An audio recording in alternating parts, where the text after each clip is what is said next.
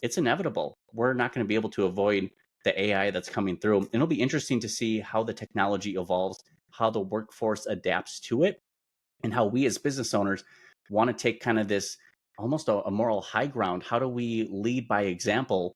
And instead of replacing our workforce, can we assign them to higher value tasks?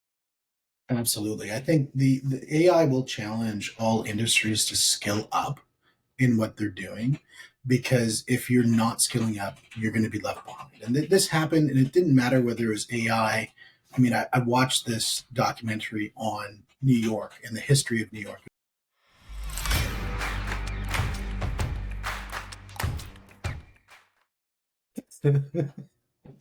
Welcome back to the Money, the Mindset, and the Mentoring podcast. Yo, DJ, Yo, thrill that beat. was good. It was a good day. It was a good day because I didn't have to use my thing. I didn't even say that thing. Yeah, I'm going to be real careful. Well, Chris, welcome to the podcast, my man. It's just been giggles the whole time as we've been setting this up. I'm like, you know what? Let's just throw the record on. Let's just go and just hit it, man. Absolutely, man. We're just here laughing, having fun with some tools and AI and stuff, and just the things we can come up with. It's a lot of fun. But yeah, we had to get serious and like, okay, we should actually hit the record button and start having a conversation here. Yeah, so I'm happy to be here. Thanks for having me. So business, numbers. Yeah. Let's do it. Yeah. So, I mean, you started off we'll talk about the DJ stuff, because it was the great thing is we were starting, you're like, dude, like, what's your favorite song? And I'm like, I don't know. I didn't even know. And then I finally figured it out. I'm like, it's the mashup. It doesn't really matter what it is. Just mash things up and make some fun. And I think I blame that on my wife, because when she used to make mixtapes, and hopefully she doesn't hear this, but when she used to make mixtapes, her mixtapes were so bad because she'd have like country music, and then she'd play like some completely non-beat adjacent song in like hip hop, and then another non-beat adjacent song with like Michael Bublé. And I think that just sort of sat in my brain for so long that I just started to love mashup songs. And then she listens to this, I think it's called like, what is it called? Like Big Bounce Music or whatever. And it's some mashup thing on Spotify where it puts all these songs together. Big Booty Mashup, I think is what it's called. It has nothing to do with booties or being big. But it's just got this amazing mashup, and it's just so much fun. So mashup's my jam. But so you came out of the DJ space, and let's just kind of hit that as a talking point, because I probably lost half the audience by now. No, they're still listening. I think they're hanging around. Yeah, like, where's he going? I started 10 years ago. It was 2014. I was working full time at a home care hospice company in the volunteer department, and just looking for some side income. My bosses recommended, hey, you have some old equipment from the band days. Can you bring that to my friend's wedding and just play DJ? We're going to give you a laptop with iTunes on it. I'm like, sure, I'll give it a shot. So I did it. It was a lot of fun. I earned some money and realized, wow, there's a business opportunity here. When I first started, it was really just any event I could get my hands on, birthdays, anniversaries, funerals, whatever you wanted. You're going to pay me money. I'm going to show up, Nothing better than having the DJ show up to your funeral. Like, yo, DJ, drop the beat 6 feet under. Air horn, burr, burr, burr.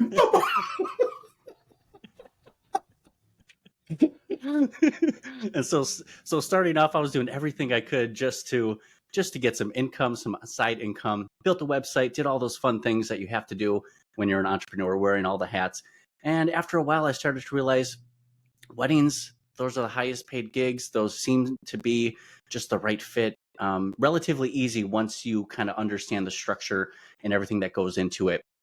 So that's when we niched down into specializing just in weddings. It wasn't worth our time then to go out to these other events. Yeah, exactly. So let's and I want to hit this because this I find interesting, because one thing that I'm a huge Grant Cardone fan, as most people know, and what he always talks about is rather than if you build it, they will come. If they come, you will build it, is a way better mentality. And you started finding that you were really gravitating to that space of the weddings. But now I want to be honest, were you selling your soul a little bit on doing the weddings? Because I mean, we see like things like The Wedding Singer with Adam Sandler, where people are like, being a wedding DJ is where souls go to die. how did you not end up being that person at the funeral where somebody's like, man, we got to get a DJ for this guy's funeral? That is a great point.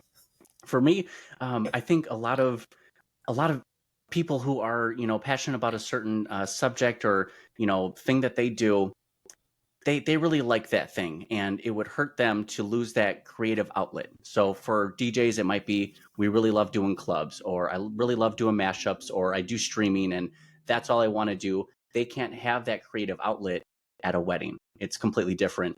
They would not appreciate a mashup, where Garth Brooks goes into Ice Cube. Maybe, I don't know, but it's not something you want to walk down the aisle to, which is fine.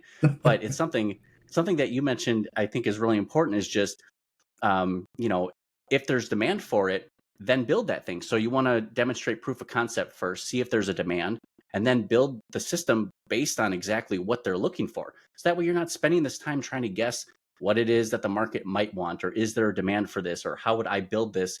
You don't know the demand yet. You can't get feedback from the users.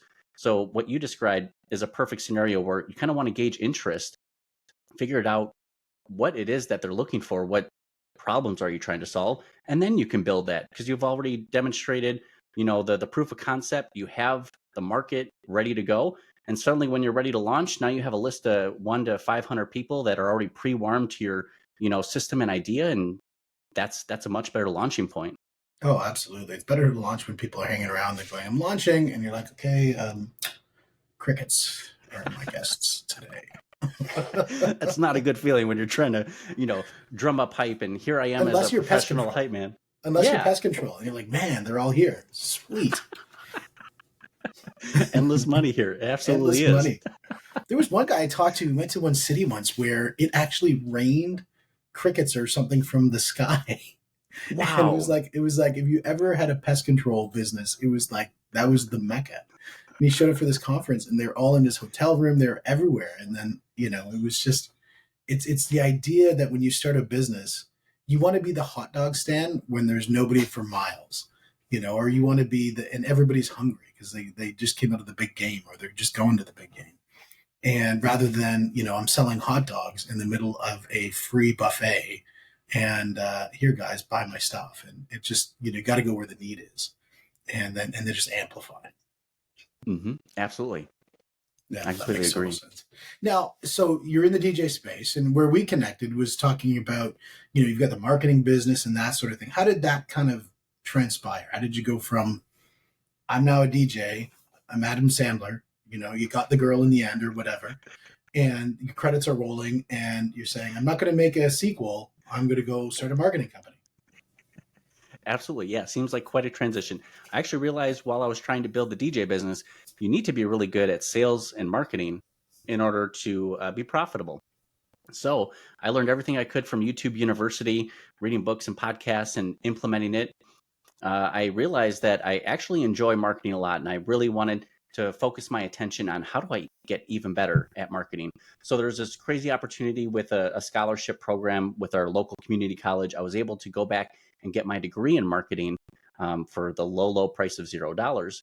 But I just had to finish it and get a certain grade point average and not leave in order to make sure I didn't have to pay $20,000, $25,000 at the end. So luckily, we passed, we got through it. No bills have been sent from them, so that's been great. But that was the whole purpose behind going back to school. I had the opportunity, it was there. I wanted to go through that door since it presented itself, and an opportunity to earn a degree in a subject I was passionate about. And then I realized, wow, I've been helping my friends and family with their websites, their social media, their marketing strategy all this time. And now that I have this degree, my skills are refined. Let's turn that into a business as well. Because I do love the flexibility that a digital marketing agency provides. You can do this work from almost anywhere, as opposed to DJing, where you're stuck to this locality. And I just thinking long term, I'm 34 now, 40s and 50s, I'm not going to be wanting to carrying equipment all around. And, frankly, I won't be as hip and cool in a few years. So I got to recognize that, look at the long-term strategy. And that's why I went into the marketing agency space. See, I love the fact that you have such positivity around the fact that you're looking in the future, saying that you're not going to be hip and cool, which means that today you still believe that you are connected to both hip and cool. And I'm not talking about a broken hip either. So that is fantastic to hear that positivity just ringing through, which is amazing. Good self-worth value right there. It's amazing. I love it. Hey, I appreciate that. I think positivity goes a really long way. Now, don't get me wrong. I have a lot of crap that comes my way, a lot of obstacles, a lot of fires that need to be put out, things that I never thought I would have to deal with, and suddenly we're having to deal with. But all those obstacles, those are learning opportunities. What you need to do is overcome those obstacles in order to get through it. And then the positive stuff comes. And so don't get me wrong, it's stressful. There's a lot of work. You know it. You're in business. This is the life of entrepreneurship. Welcome to it. It's the land of 1,000 problems that only you can solve. But luckily, you get to a point where you build that team and you only have to take care of that 10%, as you mentioned. You had some fires this week, and here you are still being positive too, right? Well, it's funny because I mean, I look at problems as that's where I found my worth, right? I mean, if there was no problems, what am I doing all day long? Grant talks a lot about this, which I think is great, where he talks about the idea is you have a problem. The easiest way to solve your problem is just find a bigger one and solve that problem that just by happenstance solves the little problem that you have today. If you got $1,000 problem, solve $1 million problem, and guess how fast that $1,000 problem goes away? Instantaneously. And one of the things when scaling a business I think is really important is scale your problem solving within the business. I think most people, when they're building a business, they look to hire people that can work for them. Whereas if you hire people who are going to solve bigger things than what you could possibly expect, that means that when those big things come in, they can ingest and solve those problems for you rather than everything rolling back up to you and you solving it. If you're solving 90% of your business's problems, that just means maybe you haven't done the right hires. And that, because those people should be able to carry, 90% of the problems. Absolutely. The team that you put together to help solve those problems is going to be very important because looking at it, typically, there's a lot of workers who just need direction. You give them the tasks, they're going to complete those to the best of their ability. And that's kind of the typical workforce.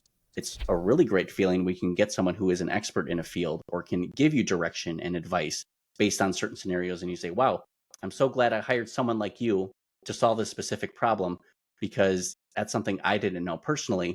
And that's why I'm paying you the big bucks. But it's the team that you put together. I think what you described is absolutely so important.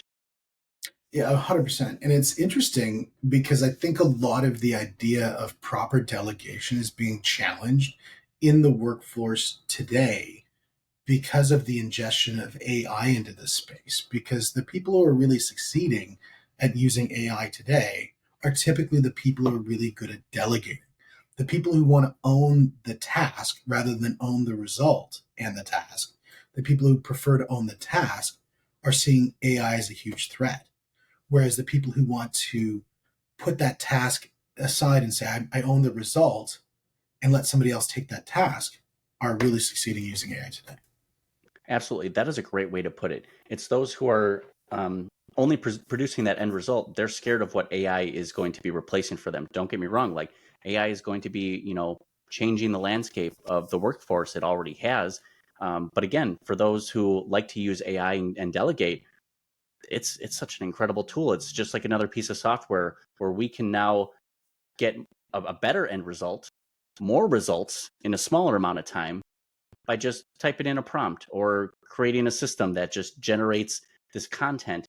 AI is being integrated into literally every device that we use. It's mobile phones. It's used within Grammarly, Descript. I mean, any software that can toss in a little asterisk that says powered with AI. Hey man, that's $1 million idea. Let's do it. So Gmail is suggesting, phrases and words and let me autocomplete this email for you. It's inevitable. We're not going to be able to avoid the AI that's coming through. And it'll be interesting to see how the technology evolves, how the workforce adapts to it, and how we as business owners want to take kind of this almost a moral high ground. How do we lead by example? And instead of replacing our workforce, can we assign them to higher value tasks? Absolutely. I think the AI will challenge all industries to skill up in what they're doing because if you're not skilling up, you're going to be left behind. And this happened, and it didn't matter whether it was AI. I mean, I watched this documentary on New York and the history of New York. It was this beautiful documentary. It was, I think, 14 episodes long on YouTube, hour-long episodes each. And it talked about when New York went from 170,000 people to the millions of people that it is today, and what metamorphosis did that city go through. And it talked about all the different immigrants that would come through the city. And the one immigrant that was sort of the immigrant of the day would be replaced by the immigrant of tomorrow coming in to take their job. And the people coming in, would work for lower pay or whatever it was, which would drive rates down. And then the people who were there would either skill up and start managing the new immigrants, or they would have their job replaced. Well, that's exactly what's happening today with AI. Is as the AI comes in and starts gobbling up tasks that people would, see value in, rather than, again, as we talked about the results, looking at the fact that it's coming in, if it can do the same work or better than us, and ideally, hopefully better, because that's, to me, the only reason why to replace something. But if it can do the same work or better, then manage them. So in other words, treat AI like an employee. Don't treat it like a technology, and you'll do so much better. Absolutely. Yeah, people need to, change their perspective on how AI is going to be integrated into the workforce here. And for those who are just, kind of the ones who do the tasks, the worker bees, the ones who just take the direction, they need to step up and become those managers, as you mentioned. Learn what it takes to kind of create these prompts. What can AI do? Because you want to be ahead of the game on this. You don't want to realize, okay, it's Friday afternoon and suddenly I'm getting the pink slip, and all my other friends and family are losing their jobs too in many different industries because AI made things more efficient. And this is true for any tool or anything that comes to the to the forefront. Ford creating the automation line. You have the internet. I mean, people were complaining, oh, it's going to take away the mail carriers and this and that. And wow, I mean, the internet is kind of this cool efficiency tool, and it connects us more. And but look at how many more jobs the internet created. For Yep. as many as it replaced, it created even more. You have, system engineers, software network engineers. I mean, an entire gamut of IT that goes into the internet. I think the same will be for AI. There's going to be prompt generators. There's going to be system engineers, people who are trying to take the open source code of AI and, okay, why don't we use an image generator that creates this, that sends it over to that? People are creating AI powered tools all the time right now. And it's amazing. I can't believe how Well, many new tools have come out in the last 2 years.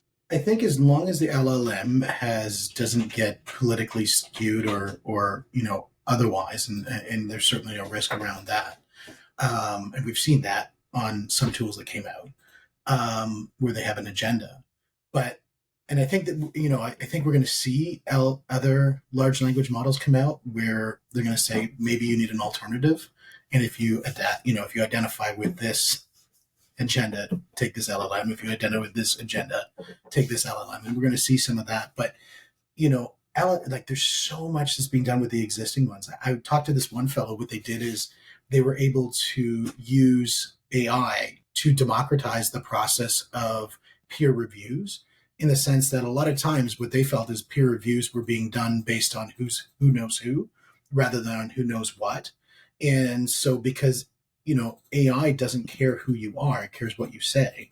And it looks at that data and then it'll pull that forward to the front. So they actually use it to rapidly identify things that were in peer review that were stalling, that were actually go to market products to bring out of that whole environment and move the needle faster. And they did it for VCs. So they followed the money, which I thought was a really, really crafty way of building out a business. Oh, absolutely. Yeah, whether you go the VC route, the crowdfunding, whether it's, you're going public so you can create, stock and, kind of create liquidity for your business, you're kind of beholden to whatever, higher power or money backer, financial backer, you kind of have, within your business. And same for, the creator behind any tool. There will be some inherent biases or the vision that they see for their particular tool. You will kind of see that come out in their work.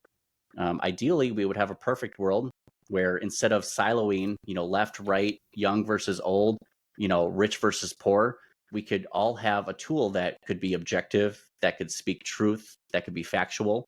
and that would be a perfect world.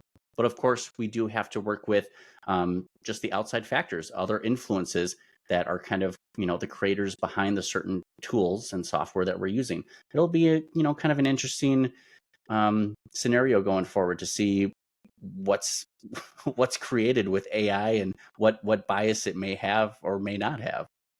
Just like an employee. I mean, every employee you hire is going to have a bias. We like to pretend that that's not the case. There's a saying I love, it's all generalities are false.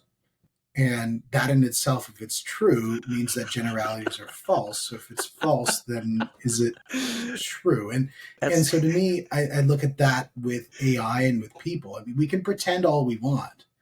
There's biases, and there's biases that are programmatically given, and there's biases that are not. But they do all exist. And we've got to be cognizant of that when using AI. Oh, absolutely. Something that reminded what you said. I wanted to say that us men, we can be a bit stubborn and hard-headed, right? But if you disagree with me, you're only proving my point. So it's kind of like that. It brings it back. You're like, oh crap, self-fulfilling prophecy here, Caught me. But You caught me. but that will be the case with AI. Any tool, any product that's out there, there's going to be some bias. Even within design or creative work, there's going to be that artist perspective, and that's why we ask our clients, what are you looking for? Describe what you're we like to get that description so we can understand the projects and what they're hoping for an end result. Anything is going to have our own perspective to it. It's going to change our attitudes. It's going to change our beliefs. It's going to change how we interact with each other. It's human nature. And the more human AI is going to be, I guess, maybe that is the direction. It's just going to become bias. Absolutely. Maybe it's going to start eating potato chips and playing video games too. I don't know. As long as it doesn't double dip. If AI starts double dipping, we got to get rid of AI. I think that's just where the line draws, because that's just gross. I think left or right, everyone can agree double dipping is not American. It's not good for the world. Double dipping, fundamentally un-American. Un-American. That's finally the way to bring both sides together that agree on one thing. Bring in a potato chip and see what they do. I mean, think about it. Create the ad copy for that. What's the solution? What's the pain point? Are you tired of seeing broken chips and a sauce that doesn't belong in your dip? Well, here's the solution. That's right. This is exactly the conversation we were having 30 minutes ago, where it was just the banter, laughing back and forth, which was great. But I love the serious business talk too. Well, you gotta have both. And I mean, the thing is, at the end of the day, that's one thing that I do love about podcasting. And I'm going to shamelessly market podcasting for a minute, because I think podcasting to me is one of the most amazing ways that you can reach out and have communications with people that you never thought you were going to have, and then share those communications with the people around you, because you get that audience of people who follow, and some of them will listen to everything that you got, and some of them listen to just little snippets. As long as you put it in the way that they consume, that's something that is big. But I think people always focus on the audience first and second, where I think the inverse needs to happen is you focus on the person that you actually get to meet on the podcast. And that's super exciting, because you can walk away yourself with the information of what somebody just shared with you. And you're like, man, I just grew a little bit in this podcast, and my knowledge and I think that's the real exciting part of podcasting. I enjoy that too. It's the connections and relationships we're able to build with these other business owners, experts in their field, entrepreneurs. It opens up the conversation to have that dialogue. And again, we can be a little bit selfish on the questions that we ask. Maybe I'm, generally asking, how do you handle this process and method in your business? But secretly, I'm struggling with that. So I'm trying to solve some more problems. But I like to have that give-take relationship where I'm going to share some tips and tricks, give them some guidance, any insight I can provide. People have been so kind to mentor me, to share knowledge with me, that I want to give that back too. But again, the podcasting is a great way to kind of steer the conversation towards whatever it is that you want to ask. Absolutely. And it's funny that you say what you just said. I just did an interview with a guy by the name of David Hill, and he, on his show, he's had Grant Cardone on his show. He's had Mel Robbins and a bunch of really great people. And he said it's his secret way to get the greats on his show so that he can get free one-on-one mentoring. It's true. It's And I'm like, true. that's amazing. It's a perfect way to do things. I'd love it. And so he's got a strategy, right? And his strategy makes sense for his podcast because that's the direction that he wants to go in elevating his podcast. I think it's beautiful. I think Absolutely. most people, when they start a podcast, they actually don't start with a strategy and then they're upset they never got to where they wanted to go. It's like, well, maybe why don't you start with a strategy first and then set your measurement tools in place so you're hitting the direction that you definitely want to go. Absolutely. You need an end goal. And I think for a lot of podcasters too, they want an end goal of monetization. But I think the vehicle or the channel that they're trying to take the action from that is the wrong direction. They're hoping to get sponsorships, or they're hoping to grow the channel into monetization status, which I think is even better than trying to get sponsorships. But for me, I think it's a great tool to open up the conversation about, problems and solutions and what you as a business owner. That's where I want to capitalize podcasting from. It's not trying to get $5, $10, $50 sponsorships here and there. This is more about, can I offer a solution to business owners where it's an exchange of value. They pay me a large amount of money to solve problems that, are able to 2, 4, 6x whatever problem they were having, whether that's the lead gen or the conversion. That's the monetization that I like to focus on. And of course, to each their own, however they want to monetize it. But I feel like people are trying to make money from podcasting, and it's a quick race to the bottom where you're going to be losing money here if you continue to follow that path. Well, you're going to lose inertia. I mean, if you haven't set a process by which you're going to measure your success and work towards that, and you're just going to flop around in the podcast space without any bit of direction, I think that, you're going to get to your episode 10 or your episode 50 or episode 100. I talked to one lady at Podfest, by the way, one of the best things to go to. Shameless plug for Chris on Podfest. It's amazing. But I spoke with this one lady. She was on episode 400. And she's like, I'm just trying to monetize. And it's like, well, maybe work on your strategy. I mean, I believe in massive action. Don't get me wrong. I do believe in massive action, but I also believe in, following that up with reviews, KPIs, and pivots to ensure that you're actually going to hit that final goal, because you're going to run out of energy eventually. And because it's not hitting the target. So I think the strategy element, I think, is extremely critical. And both of us having a podcast, it's one of those things you run into people who you're like, yep, this person needs a strategy. Absolutely. Yeah. It's funny how, the people who are not likely to take action, they spend too much time analyzing and thinking about how they may want to try and accomplish this. Those people need to take more action. And the opposite is true for the others. Those who, take too much action without thinking first. Well, you need to pump the brakes a little bit and kind of rethink your strategy, because otherwise you're going to be spinning your wheels.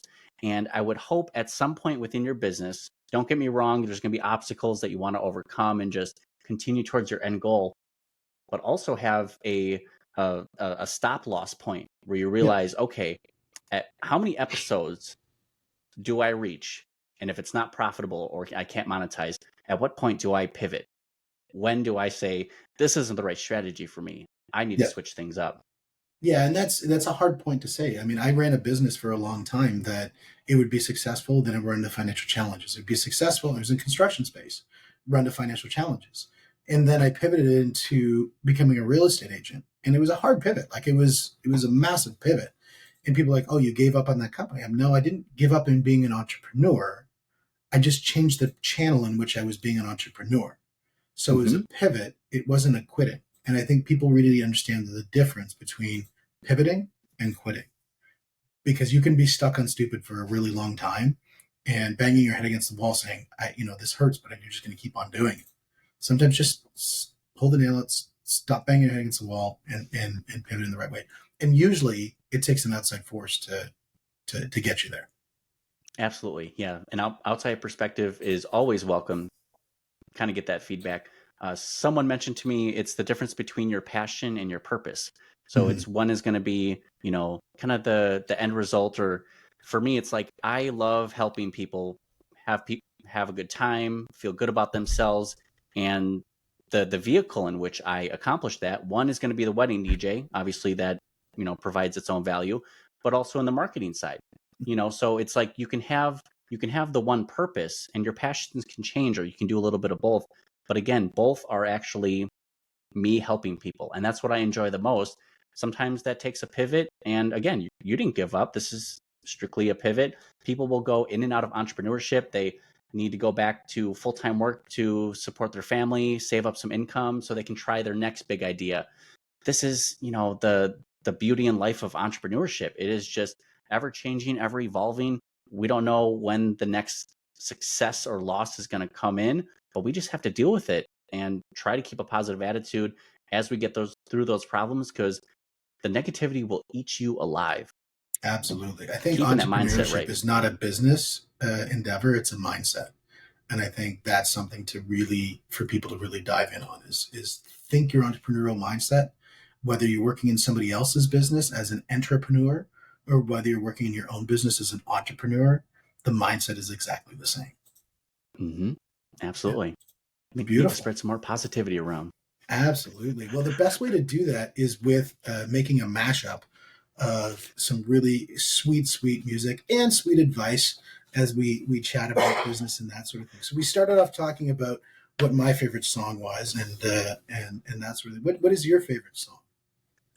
Favorite song. So like I grew up on like the 2000s punk rock. So it was the Blink-182, the All Time Low, the skater rock. So that was me. I Nice. was a skateboarder back then. I could do a couple tricks, so I wasn't a full-on poser, but I was trying to live the whole skater band life sort of thing. But that was a different time and era. So that was the music I grew up on. So that has been kind of influential in some of the tools that I'm using. I was speaking to you earlier about what your favorite music was. So I was like, Steve, I'm going to write you a little corporate jingle in the style of music that you like. You tell me how much you like Ice Cube, a specific song. So I asked Google, what style is this? And it described it as the West Coast hip hop gangsta rap. And I'm like, Boom. okay, perfect. Let me use this in the prompt generator. We're going to create this song for you. So we have the song that's generated. The first song sounds exactly like Ludacris, and it's not to knock Ludacris himself, but you have a specific style and genre, and you see it, and you're like, wow, that sounds just like that person.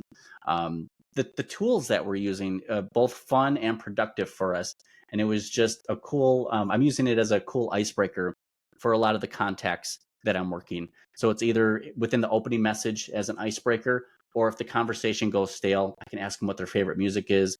I'm going to make you a little song. And it really surprises them. That always gets a response. It's a wow react or a love react. And then they're like, what is this? And then they get the song and then they can't help but laugh or really enjoy and appreciate it. It's a great tool. I love it.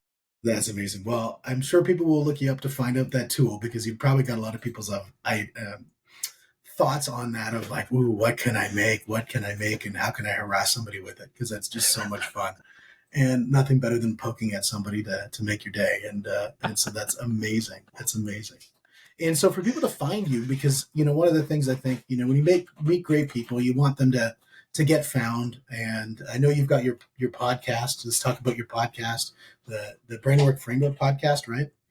Yeah, that's right. So guys, check out the Brainwork Framework podcast. It's just amazing. Dude does some awesome stuff and has some great guests as well. And so that's awesome. And then you've got your focus-biz.com is your website. And I think that's a great spot for people to get to know you a little bit more about the stuff that you do. And did I miss anything on how to reach you? That's perfect. I'd love just to add, they can find me on Facebook or LinkedIn, Chris Troka, Troka, or I just started christroka.com as well. So people can search the name. You'll find me somewhere, other podcasts, this one, another place. I'm trying to get out there, as we all are. Just look up Adam Sandler Alternative, and you'll find him. Just search Adam Sandler Alternative, and it'll come up with Chris Troka, and I think that will be the easiest way to locate him. I'm going to start putting that into my SEO strategy. That's right. Adam Sandler. It's amazing. Well, Chris, dude, it's been an absolute pleasure chatting with you. And thank you so much for spending time with us today on the Money, the Mindset, the Mentoring podcast. And guys, we'll see you on the next one.